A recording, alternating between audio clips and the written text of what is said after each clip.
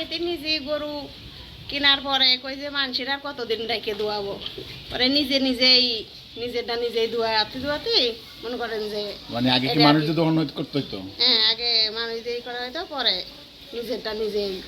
মানে ঠেকে যাওয়ার কারণে মানুষ যখন পাচ্ছেন না নাকি, না এরকম কোনো ঘটনা ঘটছে?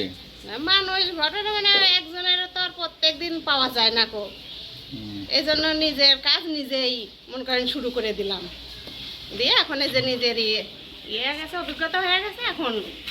মানে যে কোনো জায়গায় দুধ দহন করতে পারেন আর কি।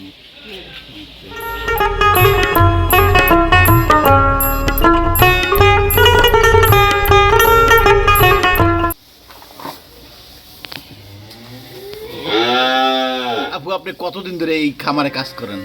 এই জায়গায় 1 মাস আইছি। 1 মাস? তাই এর আগে খামারে কোনো সময় কাজ করছেন? না, আমি কাজ করি বাড়িতে ছিলাম, এই যে আমার হাজবেন্ড আছে, এই জন্য আমারও নিয়ে আসে। তাই না? আচ্ছা, আপনি কি দেখেন খামারে কি কি কাজ করতে হয় আপনার? আমার কাজে যে গরুর খাতে দিয়ে আবার গাই ধোয়াই, এই সময়তে গরু টরু গোসল টোসল করাতে হয়, গড়াই টরাই।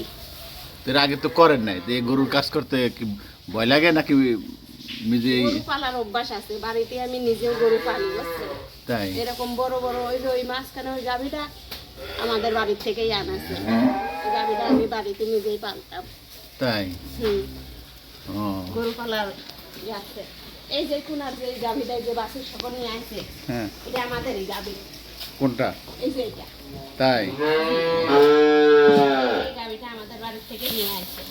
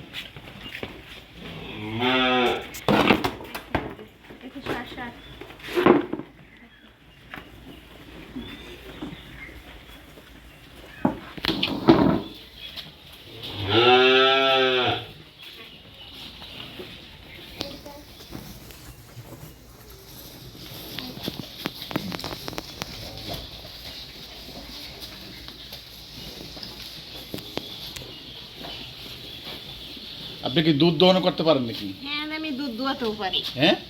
জি। এখানে কি দুধ দহন করতে হয়? হ্যাঁ, দুধ তো দোয়াতে হয়। তাই? জি।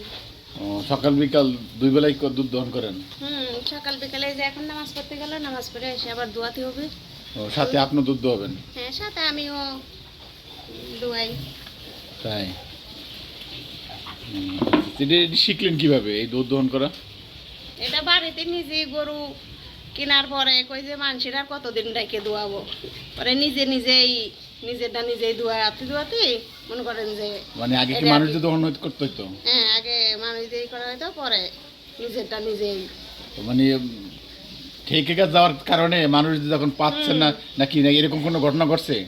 মানুষ ঘটনা মানে একজনের তো আর প্রত্যেক দিন পাওয়া যায় না কো, এই জন্য নিজের কাজ নিজেই মনে করেন শুরু করে দিলাম, দিয়ে এখন এই যে নিজের ইয়ে গেছে, অভিজ্ঞতা হয়ে গেছে এখন। মানে যে কোনো জায়গায় দুধ দহন করতে পারেন আর কি।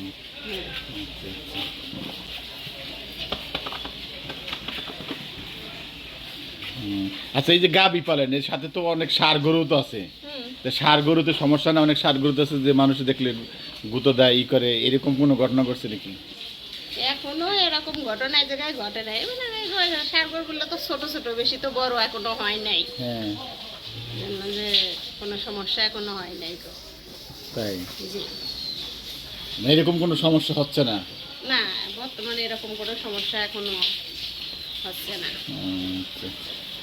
এখানে এই যে খাবারটা দিচ্ছেন এটা কয় বেলা দিতে হয় এরকম ঘাস কাটা বা ঘাসের খাবার 3 বেলা ঘাস আর খাবার খেয়ার মিক্স করে দিচ্ছেন? 3 বেলা দিই, সকালে দিই, হ্যাঁ। দুপুরে দিই, আবার সন্ধ্যায়। সকালে কি দুধ দোয়ানোর আগে না পরে?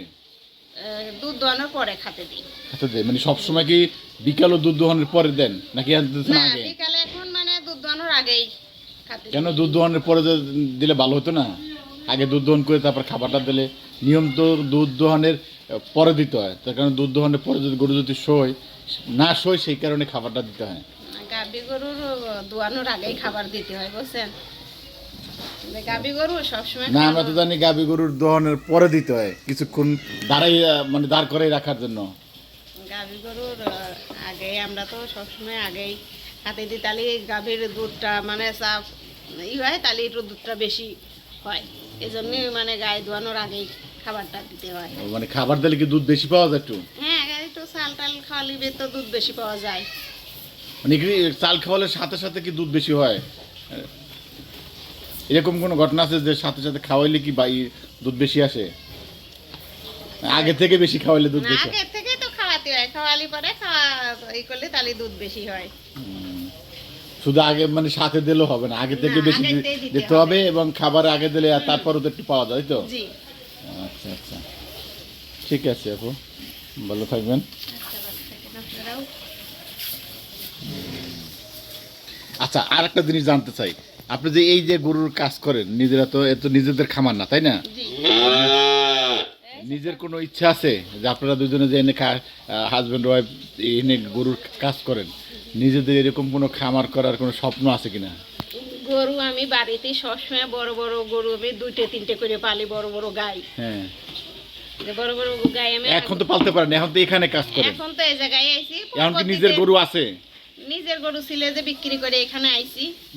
কেন বিক্রি করলেন নিজের খাবার? নিজের বিক্রি করলাম, এই যে আমার হাজবেন্ড এক জায়গায়, আমি আর এক জায়গায়, এই জন্য আর কি বিক্রি করে কেন সে নিয়ে আসছে। আচ্ছা আচ্ছা, তাহলে ভবিষ্যতে চিন্তা আছে যে এরকম অন্য খামারে চাকরি না করে নিজেরা 2-4-5টা গরু কিনে হ্যাঁ, পালন আছে করে? তো, বাড়িতে আমার অনেক বড় ঘর আছে, গরুর ঘর, অনেক বড় ঘর টর দিয়ে আছে। ভবিষ্যতে তো গরু পালার ইচ্ছা আছেই আমার। মানে কেন পালতে পারতেছেন না? টাকার অভাবে? টাকার অভাবে এখন এই যে সে রয়েছে বাইরে, আমি সে কেন বাইরে রয়েছে? টাকা থাকলে নিজেরা খামার করার চেয়ে মানুষের খামার কাজ করা, নিজেদের খামার করা ভালো না? তা তো ভালো আছে, এখন ছেলে পেয়ে আছে, ছেলের লেখাপড়া চালাতে হচ্ছে, এই জন্য বাড়িতে ইনকাম করে এই যে ছেলের চালাতে পারতেছে না। ও, তো মানে নিজের এমন টাকা নাই যে ওই রকম গরু কিনা, বেশি গরু কিনা পালন করে যে লাভ হবে সংসার সাথে, যে কারণে অন্যের খামারে চাকরি করতে হচ্ছে। তো ভবিষ্যতে হইলে তখন করার ইচ্ছা স্বপ্ন আছে? করার স্বপ্ন আছে, আশা ইচ্ছা আছে ভবিষ্যতে এরকম করব। আপনার নাম কি আপু? আমার নাম পারভিন। পারবিন আপু। জি। সুপ্রদর্শক, আমরা জানলাম যে পারবিন আপুর জীবনের গল্প।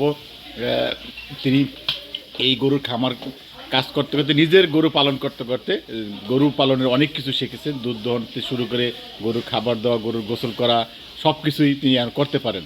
ভবিষ্যতে তার স্বপ্ন হলো নিজের যদি টাকা হয়, যদি কোনো দিন হয়, তাহলে নিজের এইরকম একটি খামার, বলছে যে ঘর তৈরি করা আছে। আপনি যে ঘর আছে সেটা কয়টা গরু পালন করতে পারেন?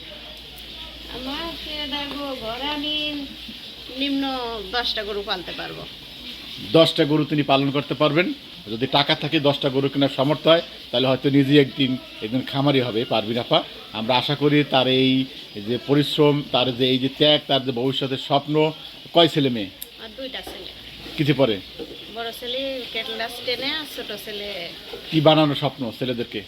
ছেলে তো অনেক বড় স্বপ্ন। আপনার কিছু স্বপ্ন কি? বানানোর। আমার স্বপ্ন তো যে ছেলেরে ডাক্তারি করাবো, ডাক্তারি বানাবো। ছেলেরও এই ইচ্ছা। এক ছেলে ডাক্তার নাকি দুটো ছেলে ডাক্তার? না, ছোট ছেলে হাফেজ আর বড় ছেলে ডাক্তার। সুপ্রদর্শক, পারবিন আপার স্বপ্ন বড় ছেলে ডাক্তার, ছোট ছেলেকে হাফিজ বানানো, হাফিজি পড়ানো, কোরআনের হাফেজ। এটা একটা বড় স্বপ্ন। কোরআনে হাফেজে ভর্তি করে দিছিও। ভর্তি করেছেন? জি। আচ্ছা, ভর্তিও করেছেন। তার স্বপ্নের শুরুটা কিন্তু শুরু হয়েছে। তার এই স্বপ্ন যদি একদিন বাস্তবায়িত হয়, আমরা আশা করব তার ভবিষ্যতের স্বপ্ন, তার যে নিজের স্বপ্ন, অন্যের বাসায় কাজ করে, অন্যের খামারে কাজ করে একটি খামার, 2 সন্তানকে মানুষ করার এই স্বপ্ন পূরণ হয়, এই আশা ব্যক্ত করছি। ভালো থাকবেন আপু। আসসালামু আলাইকুম। আসসালামু আলাইকুম। লাইট জ্বালান তো, লাইট নেই, রুম লাইট নেই।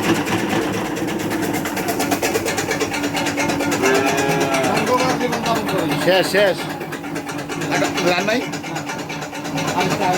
একটা দেন সিদ্ধান্ত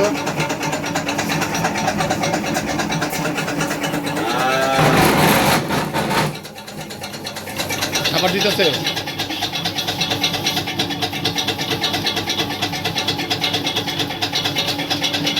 দাঁড়ান দাঁড়ান দেন